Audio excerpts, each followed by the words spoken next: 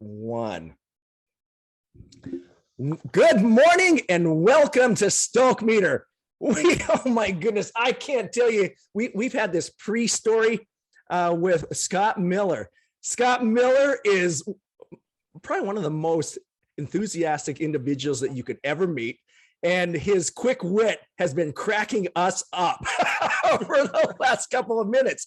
Now, if you don't know who Scott Miller is, you should and you will after this. And I'm hoping you were all watching this on the video portion of it.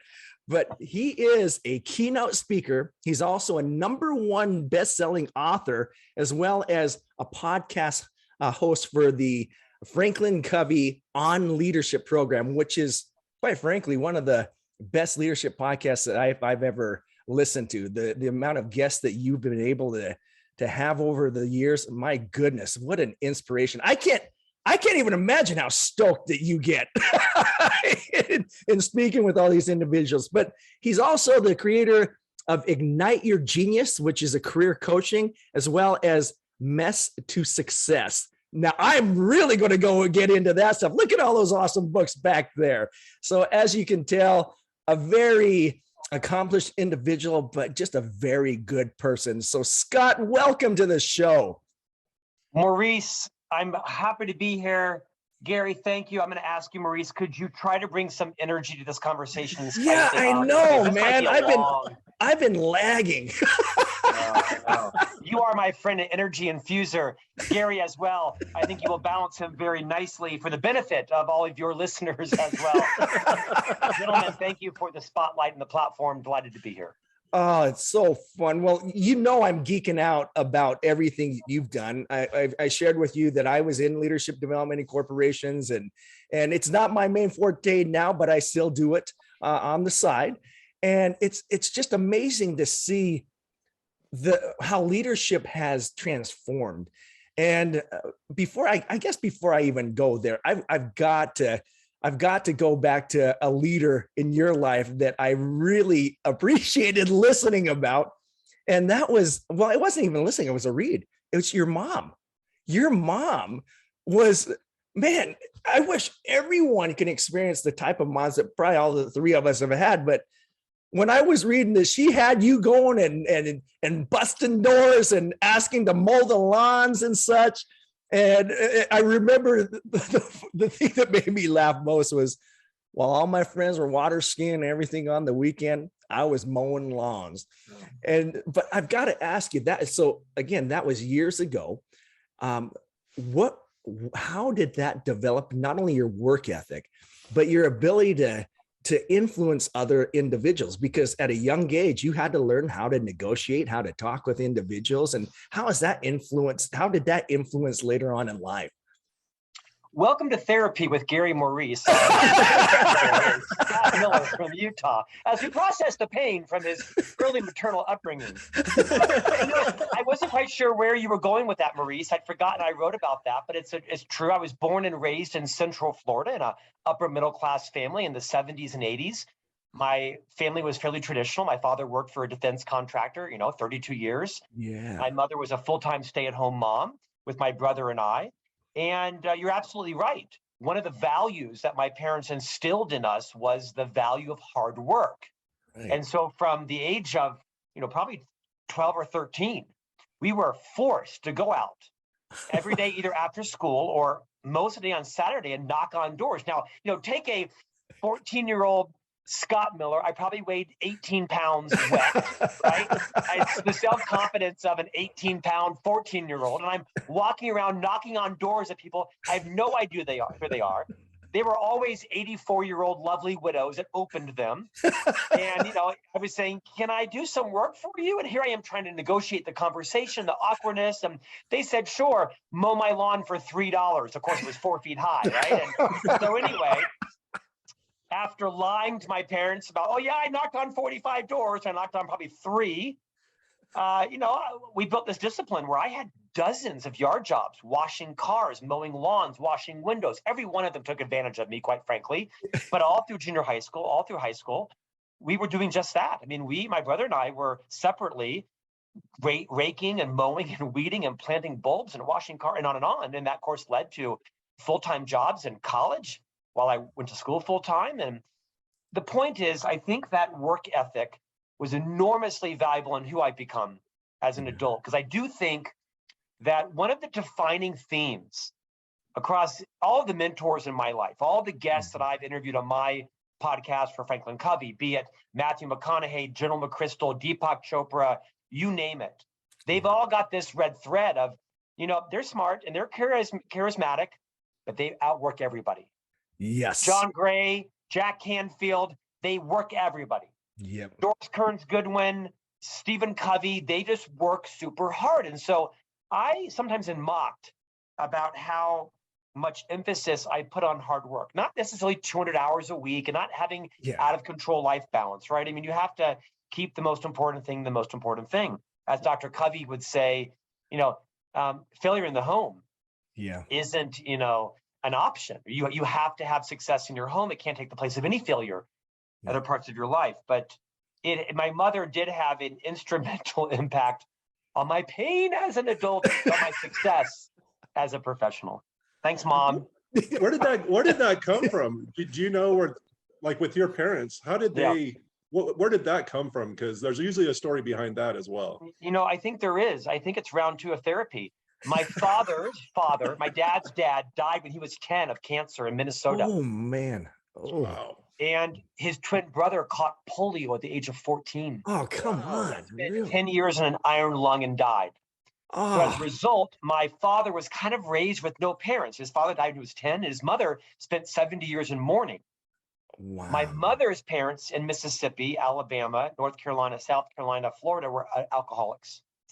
We're always on the run. I hear one of them took their life, but we don't talk about it. So my mother literally was living in the YWCA at 14 years old, kind of raising herself.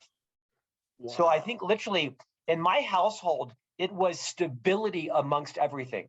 Stability before pain, before joy, before love, before happiness, before physical touch. I was raised in a loving family, but quite frankly, it was a stable family, right? It was meatloaf 7 days a week, no top ramen and no filet mignon. So I mean, metaphorically and literally, but I think my parents were raised in such unstable environments, my mom more than my dad, that they had to make sure that they were super responsible and worked hard and make sure that there was always enough. There wasn't a lot of extras, but we always had clothes. We always went to church. We always went to school. We always took a vacation a year. It was always a Holiday Inn kind of vacation, right? Back in the 70s. Yeah.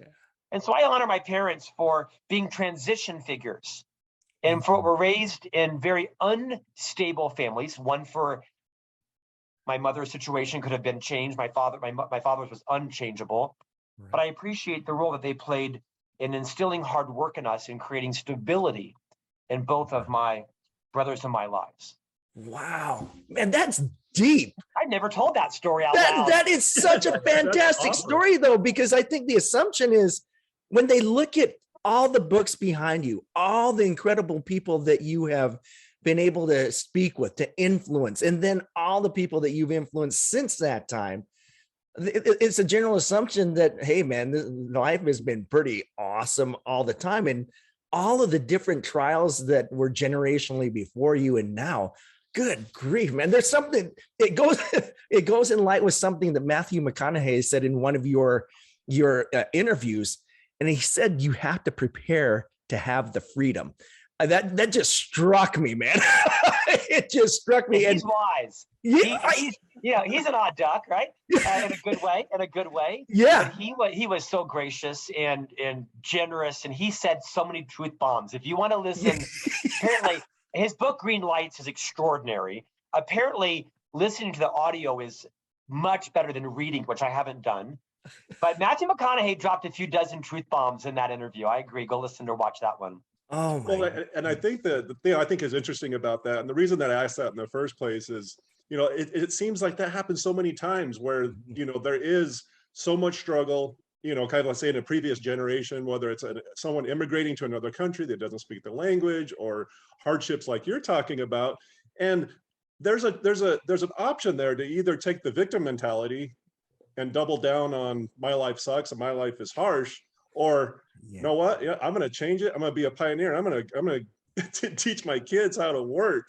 You know what I mean? And what a gift that they gave you moving forward.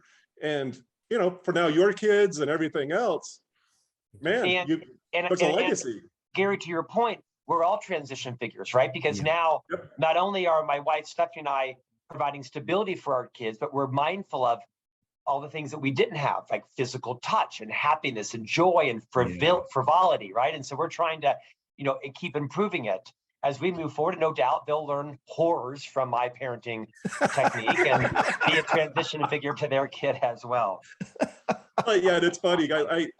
There's a lot of similarities between kind of your story and mine in life, and this isn't my story, but it's funny how that pendulum can swing back and forth, you know what I mean? Because I'm kind of the same way. There wasn't any hugs, any of that type of stuff in my family. I knew I was loved, but that wasn't there, you know. And now I'm kind of over on the other side. My kids are like, Dad, leave me alone. Go. Like, okay. Me too. I have 3 sons with my wife, Stephanie. They're 7, 9, and 11. Do not do that. Do not have 3 boys in 5 years. I regret. I don't even like parenting, to tell you the truth, but they're at school. The return policy kind of sucks on this kid thing, man. But like you, I kiss my boys all the time and hug them and rub them and touch them. You know, my oldest is 12, right? It's his horror. It's his horror experience. So, and I do it in front of their friends, not gratuitously, but I make sure their friends watch me hugging them and touching them, not in a way that diminishes them, but in a way that shows you're loved. You're loved. And I don't know if you've seen this too, but like I came from, you know, probably the biggest relationship I had with my father was just a working relationship. What did you get done today? What did you accomplish? And so in some ways I feel like I haven't done justice for my kids because I did push them as hard as I did, but at the same time, I also cherish that relationship. Do you see that with your kids too? I mean, are they out knocking doors looking for lawn mowing jobs? Not yet, because I think my parents' love language was discipline. That was their love language with me. Sure. And I probably needed some of that. And so I want my love language to be different with my children, but they're going to work. They're going to work. I think I had a very stable childhood. It wasn't a joy-filled childhood. By lots of people, it was extremely joyful, right? But as I look back, my parents are both still alive, still married, still live in the same house they bought 60 years ago. So I'm enormously grateful to everything my parents poured into me, and they learned from their parents and I'm learning from them and so on. Our boys will work hard, but you know, there's that fine balance, Gary, of you want to provide to your children all that you didn't have, but without spoiling them, without turning them into spoiled brats or entitled brats, right? And so it's this delicate line every day of how do you give them opportunity that you didn't have, but give it to them in a way to where they come to realize, well, I have to earn this if I want to keep it. I have to earn this if I want this in the future. And it's kind of fits and starts, right? And there's so many similarities to parenting and leadership, right? Not to patronize people, but parenting and leadership have remarkable similarities. There is, and bringing up that leadership thing, one thing that I always have enjoyed in organizations anyway is mentoring. And I mean, of course, I'm bringing up your mentor mastership, masterful mentoring, because when I look at an organization, it's funny because I've been consulting. It's ironic I say it's not my primary thing, but in the last few months, I've been consulting heavily, and they've lacked a lot of that mentoring aspect of it. And when I speak to them about, for instance, their family, I go, well, how do you teach your kids? And all of a sudden, these different components come into mind. Well, have you done that with your employee? It might seem very elementary, but it's amazing when they start to implement some of those things to build that mutual respect. And so with that being said, the mentoring is such a big deal. I actually think if it's not part of a culture in an organization, that it's setting it up for failure, just because there's no true succession going along the line. I've actually worked for companies that have done that. So when you, from your background, from what you learned from your parents, how much have you started to apply what you learned from your youth into this mentoring? I know it's an accumulation of a bunch of people that have done that mentoring, but what are some of the things that you have learned from these individuals, and tie that in with your own life? So the book you're referring to, Maurice, is called Master Mentors, 30 Transformative Insights from Our Greatest Minds, published by HarperCollins, where I highlight 30 of the mentors on the On Leadership podcast. With their permission, I write a story about a different transformational insight of each of them. Right. They all have been mentors to me, whether they know it or not, as have my parents. I think to your question around mentoring, even in organizations, it's the linchpin of great careers. I don't know anybody that's achieved their success on their own. And I think sometimes mentoring gets a little bit of a bad definition, especially post-pandemic, where we're working in hybrid and virtual environments. I would give your listeners and viewers maybe a couple of tips. Is you should both be a mentor and you should both be a mentee, regardless of your age. And that doesn't mean that you have to go up 3 flights of stairs and ask the COO if she will be your mentor. Yes, that works. But I'll tell you, most of the mentors in my life, they don't even know I'm alive. Like, I don't even know them personally. These are people that I saw at a conference, or I follow their blog, or I listen to their radio program. Some of the people that have the most profound impact on me in my life, no kidding, they don't even know I exist. Wow. So I'm writing a new book for HarperCollins called The Ultimate Mentoring Guide, where companies can figure out how to use mentoring as a career growth strategy, as a retention strategy, as a culture builder. And because I think mentoring is a gift you give back. One of the other commonalities that every guest on the On Leadership podcast and in my book, which is the first in a series of 10, I've just finished the Master Mentors Volume 2. I'm writing now Master Mentors Volume 3. There'll be 300 mentors highlighted when it's done in 7 years. Is not just their hard work ethic, is their abundance mentality, is how these people inherently want to coach others and give back with no benefit to them at all. No financial remuneration, no fame, no glory. No, they just want to pass on the insights they've learned from their successes and their failures. And I think mentoring sometimes can be a slippery slope, because mentoring isn't about sharing how you got where you are, or how you did what you did. It's understanding and listening. What is the other person trying to create? What are they trying to get done? And in your journey, are there any lessons that could help ignite that person's passions, to diminish that person's fear? And so mentoring can turn into a little bit of, here's what I've done, and if I were you, I would do, no, not if I were you. It's you are you. What are you trying to accomplish? And how can I help to steer, to guide, to document, to unleash, to ignite, to question what your path is going to be for you? I think that mentoring book will do extremely well, because anybody can be a mentor, whether you're 20 or whether you're 70, and everyone should be a mentee, whether you are 20 or whether you are 70. So you just dropped a truth bomb on us. And the reason I say that, it's funny, because I was just going to ask you, okay, mentoring just seems like such a, I know what that is. It makes, everybody knows what mentoring is. It seems so basic and so simple. But I was just about to ask you what your definition of mentoring was, and you just laid it out perfectly. Because again, I think a lot of people misunderstand or just assume what mentoring is. In many ways, it really isn't what we think it is. And so, as we start doing these video shorts, I'm going to snag that and run with it. Thank you. I appreciate it. I'm going to write down my Gary, can I add one more sentence to it? Absolutely. So I have a lot of people that come to me that are part of a mentoring program in their company. And they're coming to me because perhaps they're using my Ignite Your Genius career coaching as the platform. And they say, gosh, I'm 32 and I run the travel division, and the company has put me as a mentor to somebody over in engineering. I know nothing about their career. And I say, it's okay, because there are between 12 and 14 roles that mentors play. But I'm going to look off camera for a moment, because I'm identifying them for this new book. You are the absorber, you're the challenger, you're the archivist, you're the distiller, the navigator, the visionary, the closer, the questioner, you're the revealer, you're the curator, the connector, the activator, the soberist. You play all these roles at different times during the relationship, and anybody can play those roles if you just know, oh, I see, right now I need to be the questioner, or right now I need to be the navigator, or the closer, or the archivist. And I think being a mentor doesn't mean you've done what they've done.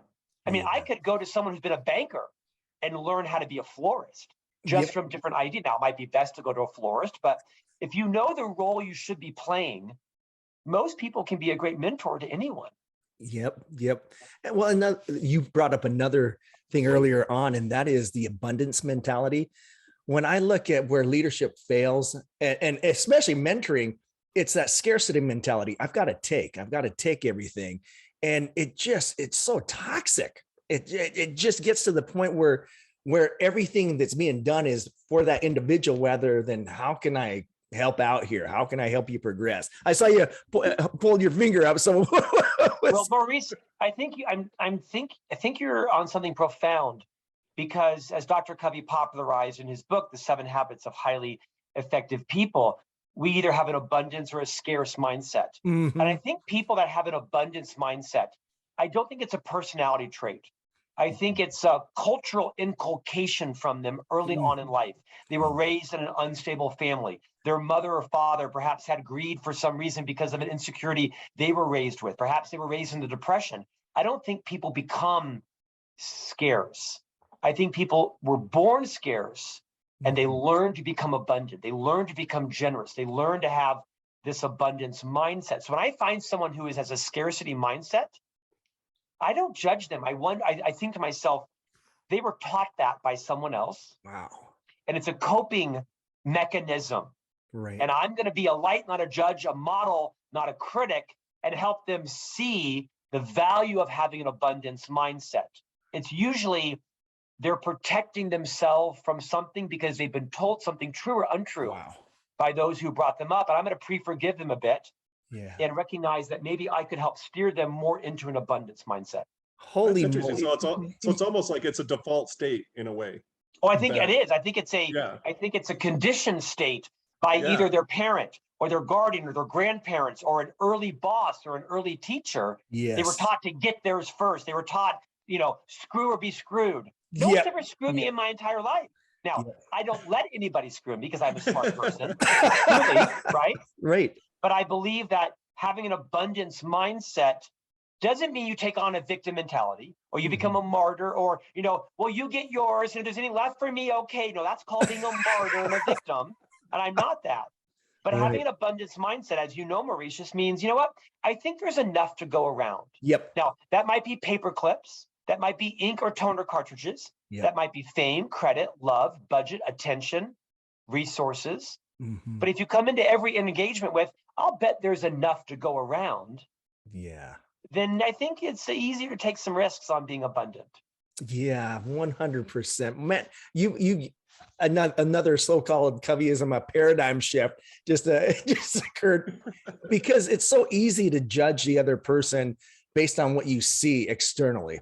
And if they do have that scarce mentality or that selfish mentality or whatever, it's all, oh, that guy just stinks or that gal just stinks, instead of really trying to understand where they're coming from. Good grief, man. When you see all these, it just ties in all this wisdom. I'm amazed. But there, of course, it goes back to a number of our guests that we've had. We've had some pretty fun and incredible individuals. And I was so delighted to see that you wrote about something that they bring up on a regular basis. And that was being vulnerable. I think sometimes people have a scarcity mentality because they're hiding something or they're hoarding something or whatever it might be.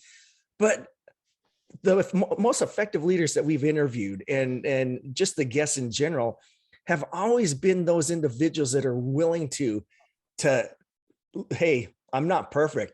Check me out right here. And when I saw the title, Own Your Mess, How Your Vulnerability Inspires Others, it just nailed me, man. It was like a 1-2 punch, like boom, that's what we're talking about. And of course, it was funny because I've crossed paths with Whitney Johnson. And when we were living back in New York, she actually talked about one of my friends in one of her books, the ranch hand that she hired as part of her team. But what was cool about vulnerability is something also what Whitney said is, actually, you said that to Whitney's, hyping our failures. Man, hyping our failures. Holy moly. What an awesome concept. So, I've got to get your thought on being vulnerable, and about hyping your failures? And sorry it took so long to get to that question. No, I enjoyed listening to you. You like ignite my passion. So Gary keeps me sane, and you keep me passionate. Man, I've never been accused of that. My entire 30-year career has been in the leadership development industry. Perhaps I shouldn't have been a leader of people. By the way, not everyone should be a leader of people. Not everyone should be a commercial airline pilot or an anesthesiologist, and not everyone should be a leader of people. That's a whole different podcast interview. But if you're going to be a leader of people, then you have to recognize that vulnerability is a leadership competency. Just like reading a P&L, just like calculating EBITDA and supply chain analyses and everything else. Vulnerability is a leadership competency. I wrote a book that did extraordinarily well a couple of years ago called Management Mess to Leadership Success. 30 Challenges to Become the Leader You Would Follow. It's the blue book behind me for those who are watching this on video. And it was kind of the first of its type in the whole leadership genre, because most leadership books, at least most of FranklinCovey's leadership books, wrap up nicely in a bow. Welcome to life in Utah. And the fact is that leadership is not easy. Leadership is messy. Life is messy. Marriage is messy. Parenting is messy. No one's life looks as good as their Instagram portrays it. So I wrote a very vulnerable, self-effacing book with, kind of shared some horrors of my leadership journey. Nothing illegal or unethical, sometimes close, but never crossed the line. And I think the reason it did so well was because people recognized, oh my gosh, I almost said the same thing, or I did the same thing. And so I'm super passionate about owning your mess, because everybody's got messes going on in your life, and everybody knows your messes. Right. Your assistant, your partner, your supplier, your employees, everybody knows your messes and they're talking about them. So why not just own them? Because Maurice, when you own your mess, you make it safe for others to own theirs. Oh, man. Now, not in like a gratuitous confessional, not in an open kimono discussing all your, you have to have, an inner dialogue and an outer dialogue. And sometimes I struggle with that. You're right. Raised a Catholic, I'm pretty good at confessing everything immediately. So I got to separate that from when it's appropriate in the environment, when it's not. But let me tell you, I think when you're willing to discuss what you're great at and what you're not great at. I mean, I'll talk to you. Sometimes people that don't like me, and believe it or not, there's more than one. I'll notice that they'll try to weaponize my weapons, my messes against me. Oh, well, Scott has ADD. Newsflash, Scott Miller has ADD. That's all you got? That's it? You're trying to take me down with that? Good grief. You get an F on that one. So my point is, I think confidence flows out of humility. Man. Yeah. Confident leaders are capable of demonstrating humility. Arrogant leaders are not capable of demonstrating. And I was not a very humble person for most of my career. And as I really realized how powerful vulnerability can be, because as a leader, when I would admit, I get distracted easily. I like to fight fires. I love a good crisis. Yeah. I do my best work in a crisis. The adrenaline, the dopamine, the validation. And if one doesn't exist, I'll cook one up. Because it's when I do my best work. And I'll talk about that openly in front of my team. So the team can say, Scott, is this a crisis or are you just bored? I'm just bored. Okay, thank you. And that's the kind of leader people want to work for.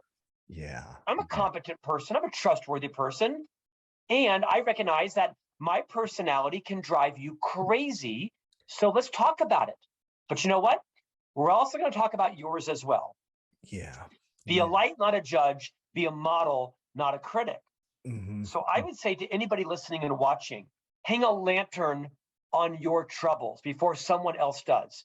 Gary, Maurice, I'm a stutterer. Lifelong speech impediment. Sometimes debilitating. I've been to decades of speech pathology and speech therapy. I've had braces 3 times and Invisalign and headgear and retainers. I have 2 speech coaches. There are about 25, 30 words I cannot say in public. It quadruples in the wintertime because of the cold weather. So if you ever want to ski with me, it'll be a very quiet day. I don't speak when I'm skiing because every word comes out. And I don't share this often, but in a safe setting, I will. There are about 25 words that you'll and have 4 or 5 different alternatives because that word. So sometimes you'll hear a word from me that doesn't quite fit. That wasn't going to work. So I speak about my stutter very freely because I think it empowers other people to recognize that they have challenges as well. And it's okay. I'm not embarrassed by it. I wish I didn't have a stutter, and my stutter is not as strong as some people's and much stronger than others, but I've worked really hard to overcome it and manage it. And I've also worked hard to talk about it and to make it not an awkward burden, but almost like an asset to say, I got this going on. I also had shingles last month, and I also, probably drank more champagne than I should have last Saturday night. You get the point is. Yeah. But you know what I think is kind of cool about that, and I'm going to tie this back to what we were Is talking being about. Being comfortable with your vulnerability before someone weaponizes it against you, but more importantly, to create a culture where others feel comfortable to own their challenges and messes as well. Oh my goodness. This is, I can't even tell you how amped I am. Everything that you're sharing right here, because I also had a speech impediment. I can see it. It's okay. Yeah, well, I had a speech impediment too. I couldn't say S's worth to save my life, or J's, or anything like that. And just to hear you talking about that, it just relates so well. And I can really connect with what you're saying, and it means so much to me. And you were talking about being a light, not a judge, right? It's funny because my son came up to me and he goes, check this out. And he took the flashlight and he shined it on him like this, boom, right? And it was so crazy because it highlighted him, but then he shined it everywhere else, and then it magnified everything else. And that's when you're sharing your vulnerabilities, that's what it seems like, is that you are really sharing that light. It's amazing what that ability to be vulnerable can do as a leader for your people. So, man, thank you for sharing that. That was huge. Let me tie something in here too, and I'm gonna roll this back to that scarcity versus abundant mentality. So by people sharing their issues and problems that they have, their struggles and that type of thing, they're keeping it inside. And again, that scarcity thing, nobody wins with that. It just that now you're whether it's a speech impediment or a mental issue or whatever struggle is, there's no healing. You basically are owning it and it's not going anywhere. But if you can have an abundance mentality, I am a huge believer that one of the big fundamental concepts of a good mentor is a level of empathy. And the only way you get empathy is by opening up and sharing with the other person. And the way that I'm going to explain that in this situation with you, Scott, is as I read your books now, I'm going to get a whole nother level of understanding that I would have not been able to get before by what you've just shared with us. You know what I mean? And that's the stuff that gets me amped is, you know, and the tide seemed to be turning a little bit on leadership. It used to be that the only I feel like leaders of the past were kind of that Instagram model that you talked about. Right. It's weakness if you show, you know, if you're a bad leader, if you show your struggles or anything like that. But now, you know, with that all ships rise mentality, whether you're mentoring someone or somebody's mentoring you, now everyone gains more out of that relationship. No doubt. Gary, you've nailed it. You nailed it, right? We've heard this idea, the Great Resignation. I was interviewing Arianna Huffington a week ago in the Post, and she renamed it the Great Reevaluation. We've heard it named 40 things since then, but it's absolutely true. There's not a person in the world post-pandemic, hopefully post-pandemic, that isn't radically reassessing their values. Yes. What they want to do with their precious days left. Do they need a ski boat, or would they rather take an experience with their family? Yeah. What kind of organization do they want to work in, and what kind of person do they want to work for and work with?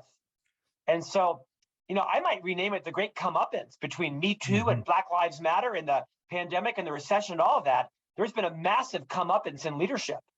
And companies aren't tolerating jerks anymore. People aren't tolerating jerks. Either you'll get sued or I'll just quit you. Where are you going to go? I don't know. What? Yeah, I don't know. I'll figure it out. That's so true. Yeah, I'll figure it out. And so people want to relate to their leaders. There's gone as this hierarchy of this floor and this, that's over, right? I mean, it's like horizontal now. That doesn't mean that as a leader, you don't hire and fire and have high courage conversations and give people feedback on their blind spots and hold them accountable when they don't deliver, all of that. I mean, that doesn't change at all. But how you relate to your people, has to change dramatically. Leaders are going to have to demonstrate an unprecedented level of individuality, of individualized leadership, because you can treat people differently and still treat people fairly and equitably. Because what Maurice needs out of Scott is different than what Gary needs out of Scott. And I'm going to have to stop phoning it in by just what I learned in a leadership course. And I've got to figure out what are Maurice's passions and fears and joys, and what is Gary's new values and new goals and new visions. It's going to place a level of pressure on leaders we've never seen in our generation or before. Yep. And it's going to be those leaders that have the adaptability and the emotional nimbleness, and to quote you, the empathy and vulnerability that's going to bring about a whole new organization. And none of that is pablum. Everything I just said is absolutely true in companies right now. Yep. That nimbleness is something that is, along with that vulnerability, the nimbleness is going to be huge. I can't tell you how many times I've been in a consulting situation where they go, well, the process is this, the procedure is this. For the love, stop. People aren't a process. They're not a procedure. Let's get down in the nitty gritty here. And to your point, that's where that comeuppance is. It's so, if they're wanting to change their culture, if they're wanting to impact people in the right way, we can't do these prescriptions that are for the general masses instead of really going to that individual. And I'm thankful that you brought that up, man. I'm stoked to find the new norm. I think it's going to be fantastic. And I think when things crumble and you build back, it's going to be amazing. I think corporations are really going to see a lot of really positive change once this kind of struggle and this new norm is trying, as we figure it out, because it is going to be more personable. It's going to be more relationship based. The carnage that this pandemic has wreaked on our culture. I say that out of respect, right? I know two people who lost their lives. One of our board of directors lost their life. Economically, financially, emotionally, that cannot be minimized. And the silver lining, Gary, to your point, of this pandemic is it's a new world of work. And it will all be rough. It'll be tumble. It'll swing, to your point, but the pendulum will swing a little bit back and forth, and we'll see where that goes. But to your point earlier, Maurice, that being able to change your mind is also a leadership competency. Being able to change your mind, a new process, a new system, a new way of thinking, a new way of leading. I heard someone once say, most people will tell you, I've got 30 years of experience. No, you've got 1 year repeated 29 times. And we probably ought to recognize that we're all going to have to reinvent ourselves. That was with me, right? I had a couple of decades that I just kept, repeating, and it worked. Did it not? It worked in the late 90s and the 2000s into the 10s. That ain't the case anymore. You got to reinvent your leadership style quarterly. That doesn't mean that you don't, that you become that leader that just agrees with the last person that spoke to you charismatically in your office, right? Or you got to stand for something or fall for everything. But the effective leader is going to be the one that is just unrecognizably nimble in meeting the legitimate needs of their people, while still making sure they're all delivering on the company's mission and purpose, and in most cases, profitability. Oh, yeah. Oh, my goodness. I want to fly kites this week. Well, okay, that's great. We're not in the kite business. And so let's talk about how you get to do that afterward. I mean, you get the point, right? I mean, although the power has shifted to the worker, you still have to meet your quarterly revenue goal. Fly as many kites as you want. But there's no excuse for not meeting your quarterly goals. So let's unpack that and figure out how we're going to do that together. Yes. Yeah, it's funny because the saying that came up to mind, people have always told me this as an individual, is insanity is doing the same thing over and over and expecting a different result. And when you said you don't have 30 years experience, you have 1 year doing the same thing over and over and over again. Oh, that's another shift, man. That is, wow. Somebody else. I'm sure someone smarter than me. I've never had an original idea in my thought. I credit everyone. Everyone gets credit for everything, not me. Well, and again, that's a part of the leadership vulnerability that you're talking about, right? It's sharing the wealth across the board.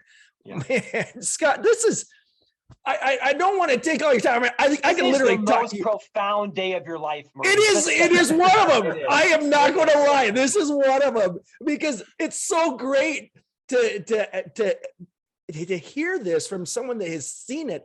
But I've had a passion for this for so long, but just to hear it, the frankness and everything else. Yeah, go ahead. Let's be clear. I was not always this wise. I'm 53. I learned this in my 20s and 30s and 40s, and I started applying it in my 50s, right? I mean, I know the value of principles. I may not have always adopted them into my life when I needed to. So if you want to interview some of the people that I wreaked havoc on when I was a jerk leader, because I wasn't a bad person, I was a bad leader. Right. Harvard Business Review did a study a few years ago that the average age someone receives their first promotion into management is age 30. Oh, man. Yet the average age that same person receives their first formal leadership development training, age 42. Empirically, most leaders are well-intended, but they're just masquerading as a leader while still being an individual contributor, which is why organizations have got to stop promoting the top digital designer, the top nurse, the top salesperson, because rarely what makes you the best salesperson does that make you the best sales leader. In fact, they're often inversely correlated. Yes. When you want to promote people to leaders, you promote people that take delight in the success of others, that they are comfortable and confident enough to see people raise above them, beyond them, earn more money than they do, that they take the delight in the success of others. That doesn't mean you're a bad person. It means you just shouldn't be a leader. Like I should not be a commercial airline pilot. For damn sure. And that's such a that really is that's a big deal. What you just said to me is a really big deal, because I've seen that before, where sometimes people that get kind of tossed into leadership, like I said, whether they're the best at whatever they do on a day-to-day basis, they may still have the mentality. Again, we go back kind of that scarcity mentality of they fall into the stereotypes of what it means in our day and age, say pre-pandemic, of what it means to be a good leader, which a lot of times is top down. If for me to win, you need to lose, that type of thing. Right. And so many, the people that I've seen that have been put into, whether it's management or leadership, that do the best job, so many times they say, the reason I do so well is because I never knew what those stereotypes were. It's almost like if you can sneak people into leadership that don't have those preconceived notions, they typically do the best. It's a lot of times it's the people, like you said, that just because I'm good at doing XYZ doesn't mean I'm going to be a good leader. Gary, when I first became a leader of people, I was the top sales producer in my division, right? The boss sat me down and said, "Hey, great job, 14 quarters in a row, bam, bam, bam. We want to make you the leader of the team." I'm thinking, great, because that's the only way to get promoted and earn more money and have a title and have a track. What he should have done, by the way, he's a very dear friend of mine. He should, "Hey, Scott, I've been watching you for the last 16 quarters. I'm going to draw a T-chart of all your strengths, and these are your strengths, bam, bam, bam, bam, and bam. And we're thinking about interviewing you for a leadership position. And I want to have a high courage conversation with you. These 9 strengths you have, you're going to have to leave 7 of them behind if you were to become a leader, because these strengths that make you a great individual producer will not only not make you a great leader, they'll probably destroy your career as a leader. You're going to have to actually literally stop doing the things that have brought you success in your career overnight. And by the way, on this side of the T-chart, you're going to have to do these 14 things, of which maybe 2 you do well. You're going to have to learn 12 new skills that you currently don't possess. It's okay. Is this something you want to move into? Or quite frankly, are you loving being an individual producer, and should we create a career track for you? Oh, wait, one doesn't exist. Okay, so we need to create a career track where individual producers don't get lured into leadership roles. Because Gary, as you know, every company does the same thing. They promote their top producer. The top producer gets into leadership. Yep. They wreck it. Yep. And then now they have only one choice. It's to leave. No one steps back down into individual producer. So now you've lost your top producer and your leadership pipeline. Now, that's not the case for every job, every promotion. My role was like a Richter scale, 2 steps up and 3 steps down. I was relieved of several promotions. I was unpromoted, as I've written in my book. I wished my leader, who had huge confidence in me, would have said, "You do these things really well, and of them, literally some of your biggest strengths, you got to stop doing because this isn't going to work in this new role. Honestly, had they had that conversation with me, they would have said, okay, that's frustrating, but I understand that. Tell me more about that, as opposed to taking those individual strengths in. Yeah. Because a leader's job is to achieve results with and through other people. And I never kind of knew that. I thought my job was to turn them all into mini me versions of Scott Miller. I spent years trying to break people from being themselves and turn them into me. I ended up in a few HR conversations, as you can imagine. But I honestly never really understood. My job is not to turn them into me. My job is to achieve results with and through them and ignite their passion, ignite their genius. Now, your listeners might think, well, I'm an idiot. No, I'm just a high-producing individual producer that didn't really know what it meant to be a leader of people. Yeah. Man, Scott, you're absolutely slaying me here, man. I'm just repeating all the things I've been taught by other people that I've learned are true, because I either got it wrong or got it really wrong and realized it wasn't working for me or for them. Oh, and those few times that we nail it are just so life-changing. Yes. You know, when all of a sudden we see like, wait a minute, there's a different way of doing this. And it's usually so much better for everyone around us. It's incredible, especially on the leadership. People don't learn. Yeah, Gary, people don't learn from your successes. People learn from your messes. Yes. Because I don't have Gary's intellect. I don't have Maurice's personality or Ivy League education or trust fund or whatever it is, right? Yeah. And so you learn more from people's mistakes. Oh, I cannot do that. I can avoid saying that. I can step around that metaphorical pothole, which is why the last half of my career is going to be talking about don't do the things I did poorly. And here's why I thought that way. Here's how I did it that way. Because quite frankly, leadership, half the game is just not screwing up. The other half, if you got good intent and strong character, you're home free. Oh man, this is, I want to go on and on and on and on and on, and I hope you're you'll paying consider. me $1,000 a minute, so go. Yeah. Keep racking it up here. This is one of those situations that would be well worth it. Wait, what? They're not. This is free. I'm just hoping that as these things keep on coming about, that we can have some more discussions, because this has just been altering. It has shifted a lot of thought in my mind.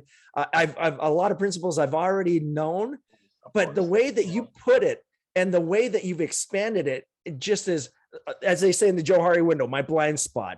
It's obvious, man. And I can't thank you enough for sharing the information. This is unbelievable. Unbelievable. Hey, thank you for shining your spotlight onto me today. I hope your listeners and viewers found some of themselves in me and said, yeah, I'm going to stop doing that, or I'm going to think about that differently. I'm just the result of people pouring into me and people believing in me more than I believed in myself at the time, and taking me aside, like you said, and saying, hey, Scott, you have a blind spot on this. You got to stop saying that, or you're looking at this wrong. I've had a lot of ego enemas from people who loved me, who cared enough about me to risk me being offended or risk me, not liking them in the moment, to said, Scott, I don't care if you like me or not. But I'm going to invest in you because I believe in you. And I've been the beneficiary of a massive number of mentors. And so if I can give back some on the second side of my journey, then hopefully that will add some value. You are awesome. Hey, and please stay on for 1 second. Okay. 1 second. Gary, thank you, Maurice. Thank you, Scott.